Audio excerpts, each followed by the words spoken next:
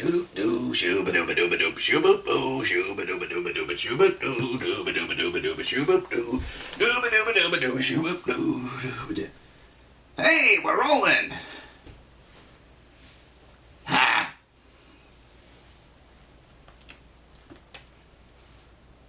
I have big man hands.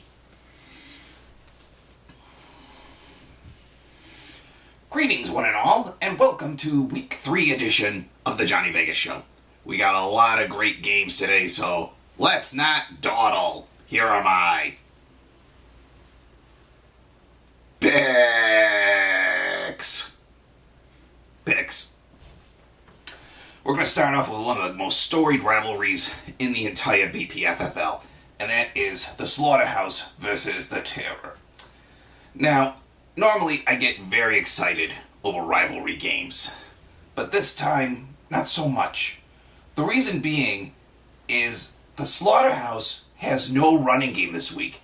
Seriously, he does not have a single person who runs a football whose leg isn't some form of broken. And when we're talking about the Terror, we're talking about RG3 at Detroit and Adrian Peterson at Cleveland. Do I really need to spell this one out for you? Terror by 11. Moving on, we're going to have a battle of the best in Snakektopus versus the Roughnecks. Now, I've been very high on the Roughnecks this year, and I'm not going to back down now. Why? Because they have a wonderful player by the name of Aaron Rodgers. He's a quarterback, kids, and the best thing about Aaron Rodgers is he averages 22.5 points a game. That's a lot, especially when you have a talented team. Sadly for Snakektopus, their best player who gives them the most points is a kicker by the name of Dan Bailey. Say it with me. Dan Bailey. Aaron Rodgers. Roughnecks by 9. In the middle of the card, we have a very interesting conundrum. It's the battle of first versus worst, the Senators versus the Hangmen. Now keep in mind, the Hangmen benefit from Peyton Manning. However, he is going to be playing Monday night at Oakland. And something between you, me, and my low-life degenerate gambling friends tells me that something bad is going to happen in Oakland that night. And sadly, Peyton is the team. I'm telling you, this is a pick right for upset. But I'm 3-7, so I don't give a rat's ass. Senators by 10! Moving on, we have the Vandals versus the Thunder in a hot division battle. Normally I think of hot battles and I think of Foxy boxing, Jello wrestling, Senate hearings. I'm a dirty, dirty little puppet. Now, I gotta give credit where credit is due in this one. The Vandals are 2-0 versus the division. And can somebody show me, show of hands, out there, another team in the league that has that? Oh wait, there isn't one. Just him. However, I've got to be a fan of the individual matchups for each of the players on the Thunder.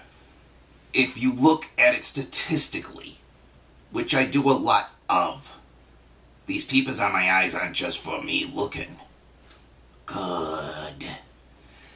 It has to do with the fact that I like the matchups player for player more than I like the players themselves. Cockamamie, I know.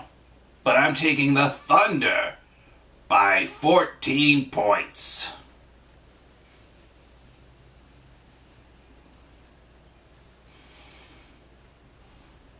And finally, we're going to finish up with a match I like to call the Dirty Bowl. The A-Holes versus the Extractors. Due to a recent letter I received from the FCC, I really can't go into too many details about this matchup. So I'm going to keep it very, very brief. I'm going to take the Extractors in this matchup by 2. I know I said it wouldn't be dirty, but hear me out. There's a reason I'm going for the number 2. The a-holes are not minding their P's and Q's this week. And by that, I mean that they have a lot of probables and questionables on their team. Injury-ridden, not a good sign when you want to dominate. And the Extractors, on the other hand, only have one injured player in Mr. Steven Jackson. Everybody else is very healthy, very right-minded, and I think that will be the difference. Extractors by 2. Well, that's this week's picks for the week. I am very glad to be here this week. And stay tuned next week, where I'm going to try to introduce a new guest host. Needless to say, this is the most popular puppet internet sports show of all time. So I'm starting to get some attention. Next week, I'm going to interview a potential new co-host. Until then, I'm Johnny Vegas. Whee!